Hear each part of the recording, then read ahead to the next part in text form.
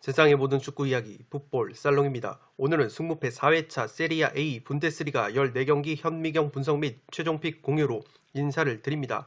토토 휴식 기간에 신규 구독자 및 멤버십 회원분들이 많이 합류를 해 주셨습니다. 그렇기 때문에 풋볼 살롱이 간략하게 소개의 인사를 올리고 현미경 분석을 진행을 하도록 하겠습니다.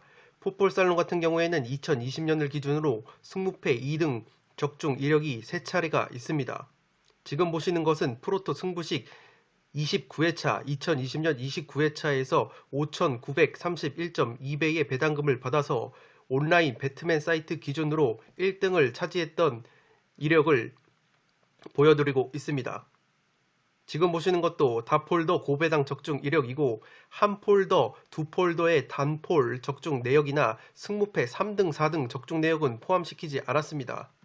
지금 보시는 것은 적중 내역은 아니지만 25,000원을 과감하게 베팅을 했는데 브라이튼과 아스날의 경기가 경기 종료 직전에 브라이튼의 닐 무페 선수의 극장골이 터지면서 아쉽게 눈앞에서 1,000만원의 배당금이 날아가서 아쉬운 마음에 포함을 시켜봤습니다. 지금 보시는 것은 풋볼살롱 구독자 여러분들의 승무패 2등 적중 현황입니다. 아직까지 풋볼살롱 채널이 개설이 3달밖에 되지 않았기 때문에 풋볼살롱 본인과 구독자 여러분들 중에서 승무패 1등은 나오지 않았습니다. 항상 제가 승무패 1등은 운칠 기삼, 운이 7할이 따라줘야 된다고 말씀을 드리는데 풋볼살롱의 현미경 분석은 그 기 3을 책임져 드리는 분석이라고 생각을 합니다. 배당과 패턴에는 보이지 않는 축구 이변이 현미경 분석의 축구 내적인 분석에는 보인다고 생각을 합니다. 풋볼살롱 멤버십으로 합류를 하시면 다양한 혜택이 주어집니다. 지금 보시는 잠시 뒤에 제가 현미경 분석을 해드리는 직접 제작한 현미경 분석 자료 한글 파일을 유튜브 동영상이 올라가기 전에 미리 받아보실 수 있습니다. 또한 풋볼살롱의 승무패 최종픽만 빠르게 확인을 하실 수 있도록 사진 이미지를 멤버십 회원분들에게 유튜브 멤버십 전용 공지사항과 네이버 카페를 통해서 공유를 해드리고 있습니다.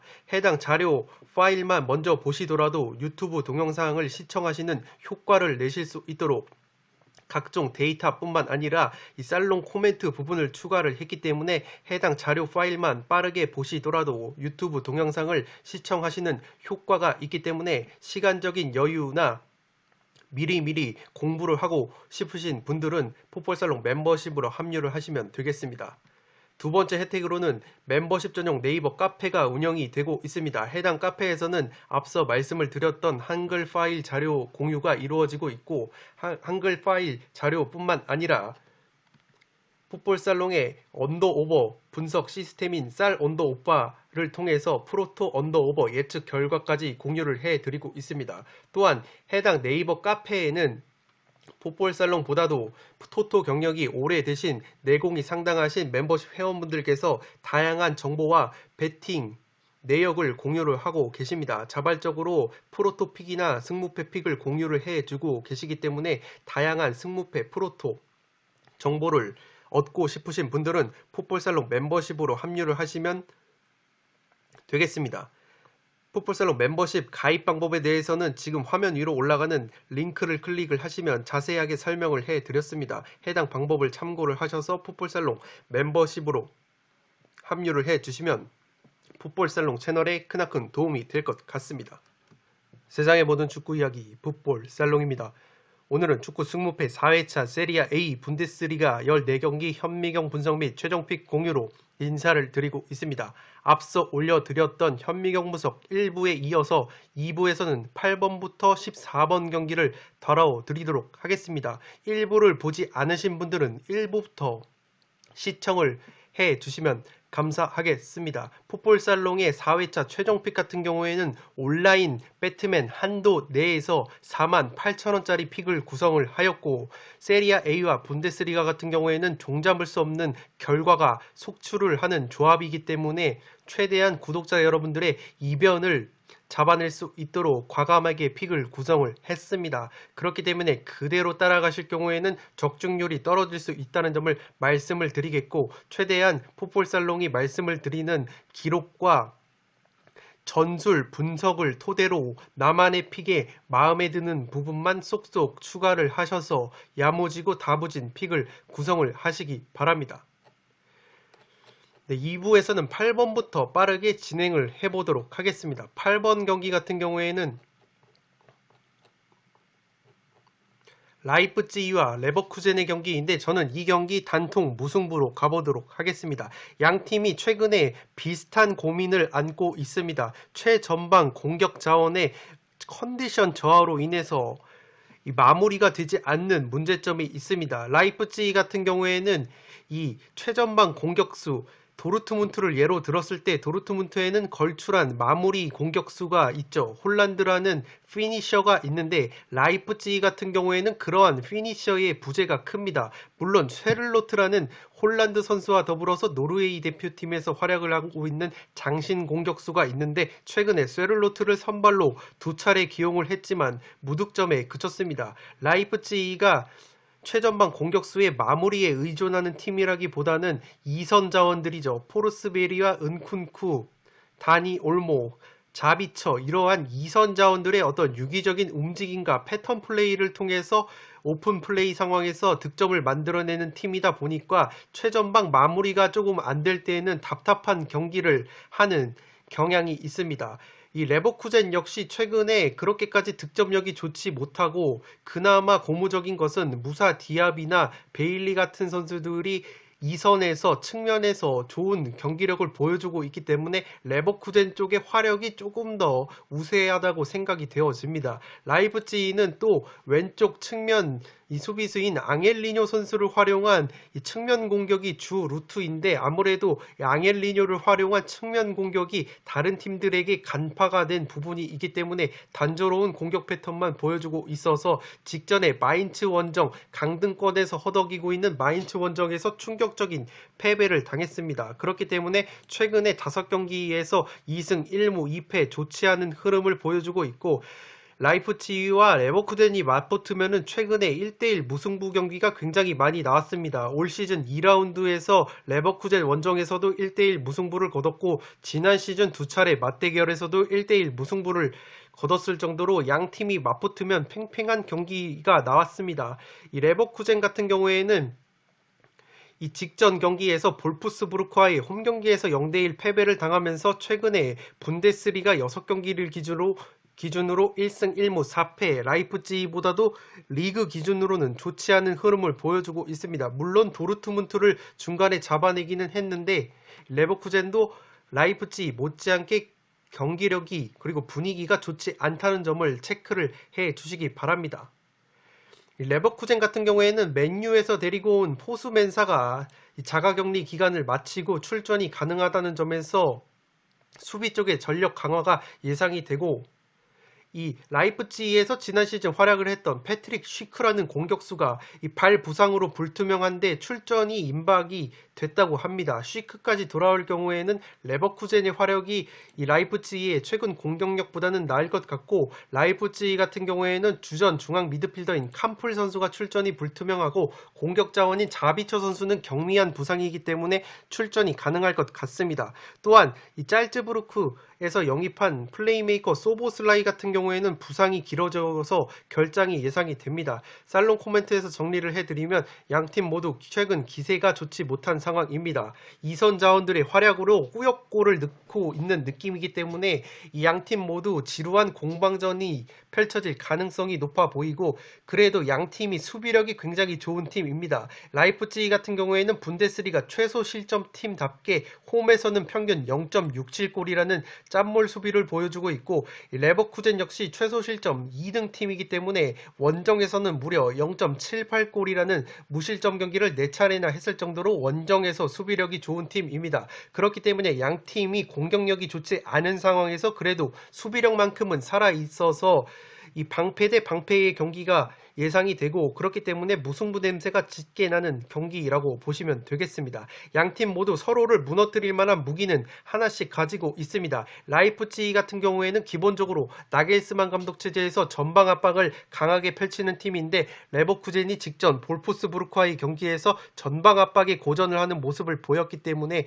라이프치히가 강점인 전방 압박을 조직적으로 들고 나온다면 레버쿠젠을 초반부터 압도를 할 수 있을 것 같고, 이 레버쿠젠 같은 경우에는 세트피스 상황에서 올 시즌 10골을 넣고 있는데 라이프치히가 직전 마인츠전에서도 세트피스 상황에서 많은 실점을 했습니다. 그렇기 때문에 세트피스가 강한 레버쿠젠이 최근에 세트피스 수비가 흔들리는 라이프치히를 상대로 세트피스 상황에서 의외의 일격을 가할 수도 있을 것 같습니다. 그렇기 때문에 이 무승부를 베이스로 어떠한 결과도 나올 수 있다고 보는 것이 8번 경기이고, 저는 폴더스의 여유가 없기 때문에 가장 유력하다고 생각이 되는 0대0 1대1 무승부 지루한 공방전 속에서 탄탄한 수비 대 수비 대결 구도가 예측이 돼서 8번 경기는 라이프치히의 레버쿠젠 경기는 단통 무승부로 가보도록 하겠습니다.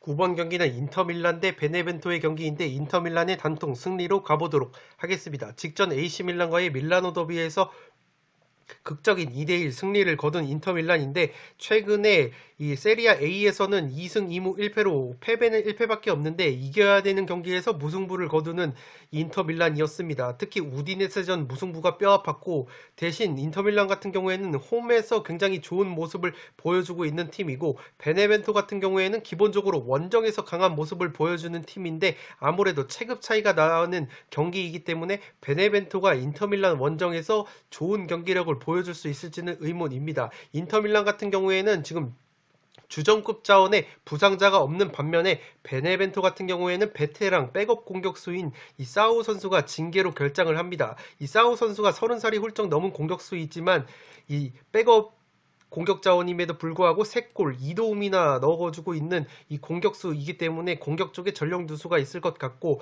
베네벤토는 오른쪽 측면 수비수인 레테시아 선수까지 부상으로 결장이 유력합니다. 그렇기 때문에 공격적인 부분에서 전력 누수가 조금은 심할 것 같고 이 베네벤토가 세트피스 상황에서 무려 10골이나 넣고 있는 팀인데 기본적으로 인터밀란이 세트피스 수비가 강한 팀으로 분류가 됩니다. 올 시즌 세트피스 상황에서 실점 또한 3골밖에 먹히지 않고 있기 때문에 베네벤토가 특유의 세트피스를 살릴 수 있을지는 조금 의문이라고 보여지고 그나마 기대를 걸 수 있는 부분은 베네벤토가 이 주전 공격수 라파둘라가 직전 경기에서 13경기 만에 득점포를 재가동하고 페널티킥까지 유도를 했기 때문에 경기력이 살아난 라파둘라의 발끝을 믿어볼만 하지 않을까 싶습니다. 살롱 코멘트에서 정리를 해드리면 직전 AC밀란과의 밀라노 더비에서 승리를 거둔 인터밀란입니다. 루카쿠가 페널티킥 골을 넣었고 후반 막판에 투입된 에릭센이 환상적인 프리킥 결승골을 넣었습니다. 최근에 인터밀란이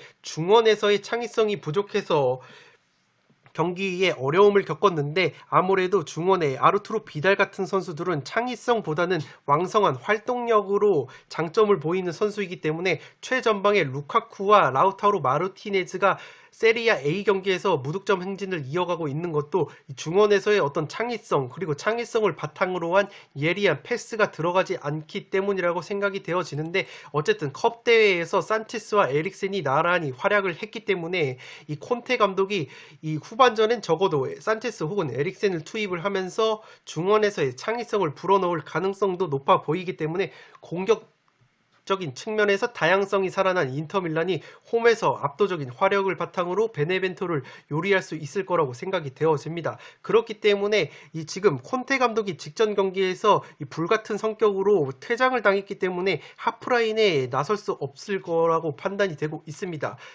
저는 오히려 콘테 감독이 하프라인에서 이 지랄지랄 성격을 내지 않는다면 오히려 선수들이 여유를 가지고 특유의 공격 작업을 하는데 이 무리가 없을 것이라고 보여지기 때문에 이 콘테 감독이 빠지는 것은 그렇게까지 크나큰 전력 누수라고는 생각이 되어지지가 않고 베네벤토가 강력한 무기가 세트피스 공격인데 인터밀란이 기본적으로 세트피스 수비가 약하지 않다는 점은 인터밀란 사이드에 무게를 실어주는 또 다른 요소라고 볼 수 있겠습니다. 그렇기 때문에 9번 경기는 인터밀란의 단통 승리로 가보도록 하겠습니다. 하겠습니다.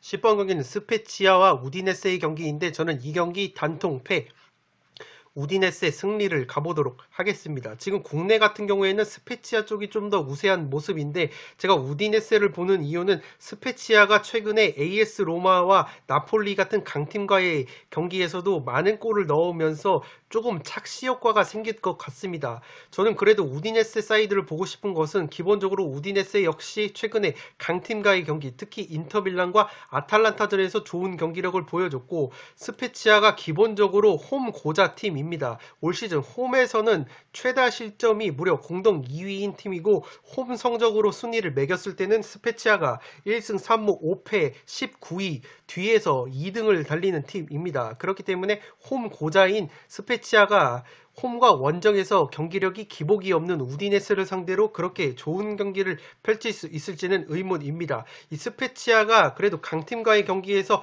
많은 골을 넣을 수 있었던 것은 살롱 코멘트에서 말씀을 드리겠지만 구조적인 이점, 제가 일부에서 말씀을 드렸듯이 약팀이 강팀을 상대할 때 약팀이 기본적으로 수비를 탄탄히 하고 뒷공간을 노리는 효율적인 역습을 취하는 그러한 구조가 만들어진다고 말씀을 드렸는데 스페치아 역시 강팀과의 특히 원정 경기, 스페치아는 원정에서 훨씬 더 좋은 경기력을 보여주는 팀이기 때문에 원정빨과 함께 더불어서 강팀과의 경기 구조적인 이 이점을 살려 기 때문에 그러한 다득점 경기가 나올 수 있다고 보여졌고 이렇게 4승 6무 9패로 승점이 똑같은 고만고만한 매치업 같은 경우에는 상당히 맞불을 놓는 경기 양상이 나오기 때문에 오히려 AS 로마보다도 우디네세가 수비력이 좋은 팀입니다. 그렇기 때문에 우디네세전에서 그렇게 쉽게 승리를 따낼 수 있을지는 의문이라고 보여지고 이 우디네세 같은 경우에는 겨울 이적 시장에서 손흥민과 한솥밥을 먹었던 장신 공격수 페르난도 요렌테를 영입을 했습니다. 물론 공격수인 라사냐를 베로나로 떠나 보냈기 때문에 이 요렌테가 어깨가 무거워졌는데 최전방에 그래도 요렌테가 들어올 경우에는 우디네세의 2선 공격 자원인 데울로페우와 주장인 데파울 같은 그러한 유기적인 움직임을 가져가는 선수들의 몸놀림까지 덩달아 살아나는 효과가 있기 때문에 기본적으로 요렌테 선수가 장신 공격수이기는 한데 헤딩뿐만 아니라 그 헤딩으로 떨궈주는 연계 플레이가 좋은 선수들이기 때문에 이 지금 최근에 우디네스의 2선 자원들이 나쁘지 않은 컨디션을 보여주고 있다는 점에서 시너지 효과가 충분히 날 것 같습니다. 살롱 코멘트에서 정리를 해드리면 말씀을 드렸던 것처럼 AS 로마와의 2연전을 통해서 착시 효과가 조금 생긴 것 같습니다. 스페치아가 기본적으로 홈에서 굉장히 안 좋은 경기력을 보여주고 있고 홈에서는 최다 실점 공동 2위를 달리고 있는 수비력이 좋지 않은 팀이라는 점에서 충분히 우디네세가 한 골차 신승까지는 바라볼 수 있지 않을까 싶습니다. 우디네세가 AS 로마보다도 오히려 수비력이 좋다고 볼 수 있는 것이 AS 로마 같은 경우에는 올 시즌 32골을 실점을 했는데 우디네세는 28골밖에 실점을 하지 않았습니다. 물론 우디네세 역시 홈에서 12골을 실점한 것에 비해서 원정에서는 16골을 실점을 해서 원정에서 근소하게 수비력이 떨어진다고 볼 수 있지만 그래도 홈보다 원정에서 근소하게 성적이 좋기 때문에 우디네스를 상대로 스페치아가 로마전처럼 골잔치를 벌일 수 있을지 조금 의문입니다. 또한 스페치아의 최다 득점 공격수인 은졸라 선수가 최근에 이 부상 여파로 빠져 있는 것도 우디네스를 상대함에 있어서 크나큰 전력 누수라고 보여집니다. 또한 우디네세가 이 장신 공격수 요렌테를 기용을 할 수만 있다면 이 마무리뿐만 아니라 2선 자원들과의 연계 효과까지 기대해 볼 수 있기 때문에 우디네세가 여러모로 좋은 경기를 할 수 있지 않을까 싶습니다. 그렇기 때문에 저는 과감하게 이 10번 경기는 스페치아의 단통 패, 우디네세의 단통 승리로 가보도록 하겠습니다.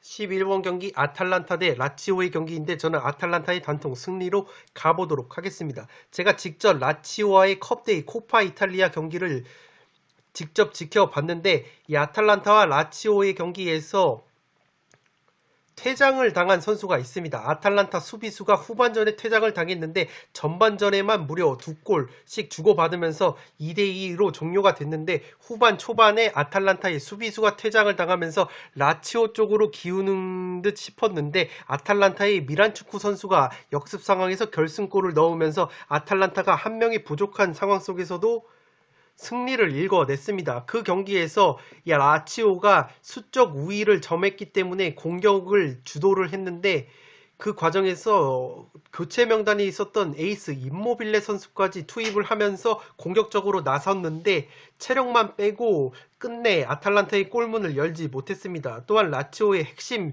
중원 자원인 밀린코비치 사비치 선수가 풀타임을 뛰었기 때문에 체력적으로도 아탈란타전을 앞두고 라치오가 체력 소모가 많았다고 보여집니다. 반대로 아탈란타는 주전 공격수 일리치치가 휴식을 취했습니다. 또한 이 부분적인 로테이션을 가동한 아탈란타이기 때문에 체력적으로도 아탈란타가 우위를 점할 수 있는 경기라고 보여집니다. 제가 라치오와의 컵대회전에서 아탈란타의 장점을 본 것이 아무래도 아탈란타가 공격적인 축구를 구사하는 팀이고 공격 자원들의 퀄리티가 굉장히 좋다 보니까 이 백업 자원들이 굉장히 많습니다. 라치오는 그것에 비해서 주전과 백업 자원들의 퀄리티 차이가 조금 있는 팀이기 때문에 아탈란타가 압도적인 백업 자원들을 활용을 하면서 체력적으로도 안배를 했고 일리치치 선수가 이 아탈란타와의 리그 경기에서는 선발로 출전할 가능성이 높기 때문에 체력적으로 많이 아낀 일리치치를 필두로 아탈란타가 라치오를 상대로 화력적으로 압도할 수 있는 경기를 펼칠 수 있지 않을까 싶습니다. 또한 시즌 개막전에서 라치오 원정에서 아탈란타가 대승을 거뒀다는 점도 아탈란타가 자신감을 가질 수 있는 부분이라고 생각이 되어지고 그렇기 때문에 아탈란타의 풍부한 공격 자원이 라치오를 상대로도 코파 이탈리아 경기에 이어서 세리아 A 경기에서도 연승 행진을 이어갈 수 있지 않을까 싶습니다. 그렇기 때문에 11번 경기는 아탈란타의 단통 승리로 가보도록 하겠습니다.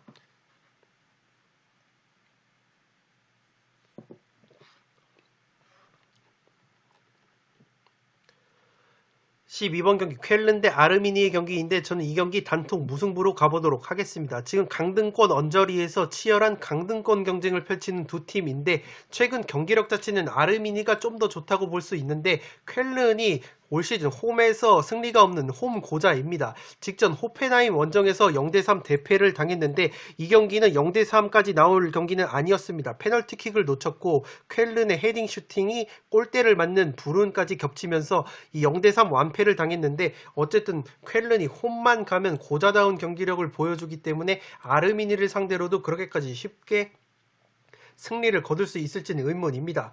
이 아르미니 역시 직전 프랑크푸르트와의 홈경기에서 1대5 대패를 당하면서 분위기가 한풀 꺾였습니다. 아르미니 역시 쾰른은 홈 고자인 것에 비해 아르미니는 원정 고자라고 볼 수 있습니다. 원정에서는 1승밖에 없는 고자이기 때문에 홈 고자 대 원정 고자의 느낌인 것이 12번 경기입니다. 그나마 아르미니가 고무적인 것은 직전 프랑크푸르트와의 홈경기에서 공격수 코르도바가 프랑크푸르트전에서 리그 15경기 만에 분데스리가 첫 골을 신고를 하면서 감각을 끌어올렸습니다. 살롱 코멘트에서 정리를 해드리면 최근에 분데스리가 7경기에서 6경기에서 득점이 없는 것이 쾰른인데 그러한 부분을 뒷받침해주는 것은 최전방 공격수 세바스티안 안데르손 선수가 장신 공격수인데 이 선수가 부상으로 빠져 있습니다. 또한 백업 공격 자원인 모데스테까지 공격 자원인데 모두 부상으로 빠져 있기 때문에 최전방에서 마무리를 해줄 수 있는 공격 자원이 없습니다. 쾰른이 겨울 이적 시장에서 측면 자원인 데니스 선수를 클럽 브리에에서 영입을 했긴 했고 이선 자원인 크리스탈 팰리스 프리미어리그에서 활약을 했던 막스 마이어까지 자유 계약으로 데리고 왔는데 이 두 선수 모두 측면과 이선 자원이라는 점에서 이 마무리 자원이 부족한 것은 여전합니다. 그렇기 때문에 쾰른이 또다시 이 고자다운 골 결정력, 특히 홈에서 무기력한 경기력을 보여준다면 아르미니를 상대로 쉽게 승리를 거두기에는 힘들어 보입니다. 반면에 아르미니는 쾰른보다 최근에 이 경기력 자체는 좋습니다. 최근에 아르미니가 분데스리가 6경기에서 무려 3승이나 따내는 저력을 보여줬기 때문에 아르미니가 일본 대표팀 선수 도안 리츠를 활용한 빠른 역습이 좋은 팀이기 때문에 기본적으로는 팀 컨디션 자체는 아르미니가 좋다고 볼 수 있습니다. 다만 아르미니 역시 원정에서 경기력이 굉장히 좋지 못하고 쾰른이 언젠가는 홈에서 1승을 거둘 타이밍이 나오기 때문에 쾰른이 그렇게까지 쉽게 패배를 할 것 같진 않습니다. 더욱이 아르미니가 성적도 성적인데 원정에서는 화력이 홈보다도 2분의 1 수준으로 떨어집니다. 아르미니가 홈에서는 경기당 평균 1골을 넣어주고 있는데 원정만 가면 경기당 평균 0.5골로 빈공에 시달리기 때문에 두 팀 모두 공격력이 조루라는 점에서 충분히 0대0, 1대1 지루한 허심 공방 속에서 무승부가 나올 가능성이 높아 보이는 것이 12번 경기입니다. 그렇기 때문에 쾰른과 아르미니의 경기는 단통 무승부로 가보도록 하겠습니다.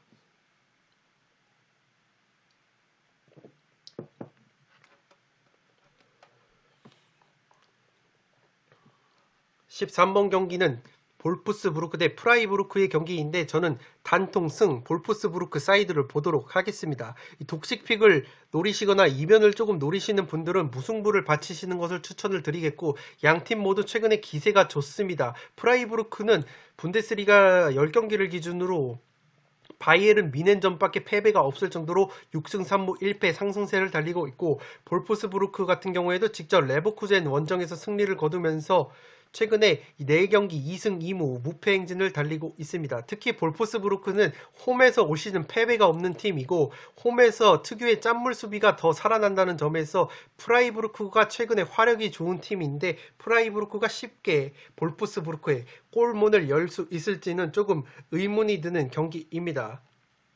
살롱 코멘트에서 정리를 해드리면 올 시즌 2라운드 맞대결에서는 볼프스와 프라이부르크가 1대1로 무승부를 거뒀는데 당시에 볼프스부르크의 주전 공격수인 베흐호스트 선수가 프라이부르크전을 앞두고 유로파 리그 경기를 치러서 프라이부르크전에는 후반 77분 막판에 투입이 됐습니다. 그렇기 때문에 베흐호스트 선수가 활약할 시간이 부족했고 그러한 상황 속에서 볼프스부르크가 1대1 무승부를 거뒀는데 이 베흐호스트 선수가 올 시즌 분데스리가에서 무려 12골이나 넣고 있는 공격수입니다. 최근에는 4경기에서 3골이나 넣고 있을 정도로 골 감각이 좋다는 점에서 베흐호스트가 선발로 출격을 할 경우에는 프라이부르크가 베흐호스트의 압도적인 제공권에 고전을 할 수도 있을 것 같습니다. 또한 프라이부르크 역시 분데스리가를 기준으로 볼프스부르크보다도 오히려 더 좋은 상승세를 달리고 있는데 프라이부르크가 원정에서는 홈에 비해서 화력이 2분의 1로 줄어듭니다. 홈에서는 22골을 넣고 있는데 원정에서는 11골밖에 넣지 못하고 있습니다. 물론 홈에서 2경기를 더 치렀기 때문에 이 원정 경기 수가 부족하다는 점이 있지만 그래도 통계적으로 봤을 때는 홈보다 원정에서 화력이 2분의 1로 줄어든다는 점은 볼프스부르크가 홈에서만큼은 수비력이 더 살아난다는 점, 특히 홈에서 기준으로 봤을 때 최소 실점 2등을 달리는 팀이기 때문에 홈에서 짠물 수비가 살아나는 볼프스를 상대로 원정에서 화력이 2분의 1로 줄어드는 프라이부르크가 그렇게까지 많은 골을 넣을 수 있을지는 의문입니다. 또한 프라이부르크의 공격 에이스라고 볼 수 있는 그리포 선수가 최근에 4경기에서 공격 포인트가 없는 것도 프라이부르크의 공격력이 조금은 저하될 수 있는 부분이라고 생각이 되어집니다. 그래도 프라이부르크 같은 경우에는 우리나라의 정우영 선수를 필두로 해서 살라이와 최전방의 데미로비치 같은 선수들이 화력이 여전히 살아있기 때문에 충분히 이변이 나온다면 무승부까지 받쳐볼 만한 경기이고 두 팀이 맞붙으면 최근에 무승부 경기가 굉장히 많이 나왔을 정도로 팽팽한 흐름이 나오고 있습니다.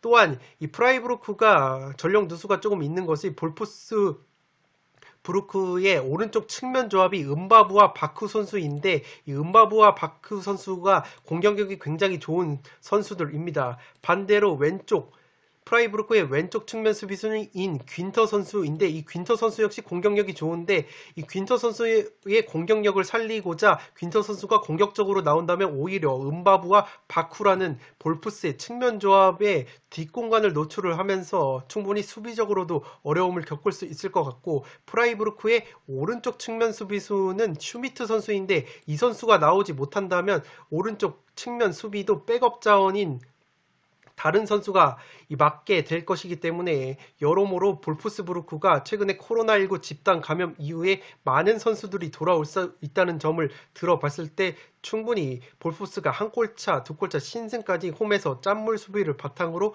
거둘 수 있는 경기라고 보여집니다. 다만 이변을 노리시는 분들은 이 무승부를 최대 바치시는 것을 추천을 드리도록 하겠고, 프라이부르크가 그래도 볼프스와의 경기에서는 쉽게 지지 않는 패턴을 보여왔기 때문에 이 독식이나 이변을 노리시는 분들은 최대 무승부까지 바치시는 것을 추천을 드리도록 하겠고, 저처럼 폴더수의 여유가 없다면 저는 단통 승리를 가는 것이 합리적인 결정이라고 생각이 되어집니다.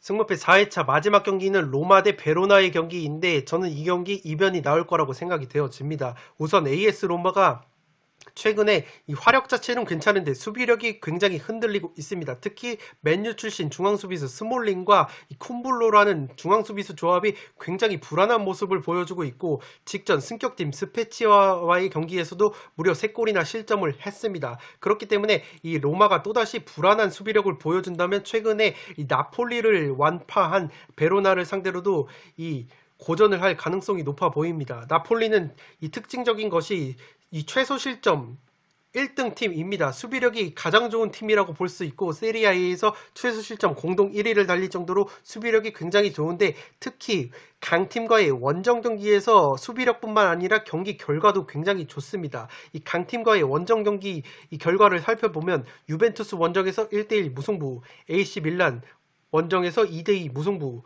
라치오 원정에서 2대1 승리, 아탈란타 원정에서 2대0 승리를 거뒀을 정도로 강팀과의 원정에서 특유의 짠물 수비를 바탕으로 좋은 결과를 이끌어내고 있는 헬라스 베로나이기 때문에 최근 마탱이가 간, 특히 수비력이 마탱이가 간 로마를 상대로 원정에서 특유의 짠물 수비를 보여주면서 이 무승부와 승리까지도 노려볼 만한 경기라고 보여집니다. 다만 로마의 승리까지 조금 챙겨보고 싶은 이유는 로마가 그래도 베로나를 상대로는 쉽게 지지 않는 모습을 보여왔습니다.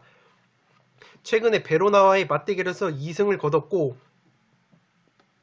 시즌 개막전에서는 기록을 찾아보신 분들은 알겠지만 이 베로나가 로마를 상대로 3대0 승리를 거뒀다고 기록적으로는 나와 있는데, 이 경기가 경기를 치르지 않고 AS 로마가 몰수패를 당한 경기입니다. 이 만 22세 선수는 등록이 필요하지가 않은데 만 23세 선수 같은 경우에는 등록이 필요한데, 이 로마 측이 만 23세로 나이를 먹은 선수를 만 22세인 줄 알고 착각을 하고 등록을 안 하다가 이 베로나전에서 출전 명단에 이름을 올려서 베로나가 이 몰수승을 거둬서 3대0 승리를 거둔 것이지, 경기를 치렀던 경기에서는 베로나를 상대로 4승 1무 우위를 보이고 있는 AS 로마이기 때문에 베로나를 상대로 압도적인 상대 전적을 거두고 있다는 점에서 충분히 로마가 홈에서의 극강의 모습을 보여준다면 승리까지 바라볼 수 있는 경기라고 보여집니다.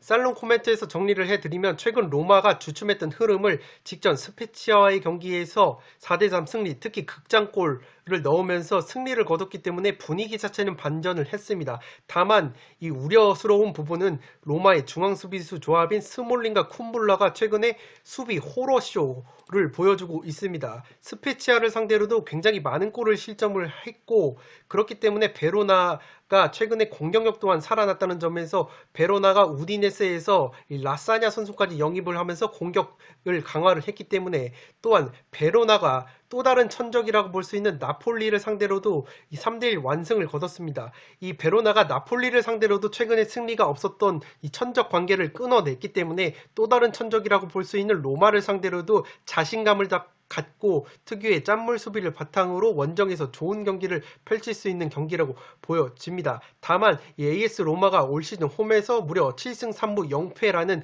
이 무패 흐름을 달리고 있는 팀이라는 점에서 홈에서 막강한 화력을 앞세워서 충분히 이 로마도 승리를 거둘 수 있는 가능성이 있기 때문에 이 14번 경기는 개인적으로는 승무패 모두 보인다는 경기라는 점에서 이 승무패로 지우는 것이 안정적이라고 보여집니다. 다만 이 단통 사이드나 투폴만 잡으실 분들은 이 헬라스 베로나가 특유의 원정에서의 특히 강팀과의 경기에서 짠물 수비를 바탕으로 좋은 경기를 펼쳤다는 점과 AS 로마가 수비력이 크게 흔들린다는 점을 고려를 하셔서 이변 위주의 픽을 잡으시는 것을 추천을 드리도록 하겠습니다. 네, 이것으로 승무패 4회차 현미경 분석 14경기를 모두 마치도록 하겠습니다. 일부 서두에서 말씀을 드렸던 것처럼 그대로 따라가지 마시고 원하시는 마음에 드시는 부분만 쏙쏙 골라 가시기 바랍니다. 지금 띠리링 소리가 들린 것은 1부 편집이 완료됐다는 소리이고 2부 촬영을 마친 이후에 바로 1부를 업로드해 드리고 1부를 보시는 시간 그 텀에 2부를 바로 올려드리도록 하겠습니다. 모쪼록 상무패 3회차가 2월이 된 승무패 4회차에서 풋볼살롱 구독자 여러분들의 1등 그리고 2등 높은 등수의 적중을 기원을 드리도록 하겠습니다. 끝으로 영상이 도움이 되신 분들은 좋아요와 구독 버튼을 눌러주시면 풋볼살롱 채널에 크나큰 도움이 됩니다. 구독뿐만 아니라 풋볼살롱 멤버십으로 합류를 하실 경우에는 서두에서 말씀을 드렸던 것처럼 다양한 혜택이 있기 때문에 풋볼살롱 멤버십으로 합류를 하셔서 프로토 승무패 적중 확률을 높이시기 바랍니다. 지금까지 풋볼살롱이었습니다. 감사합니다.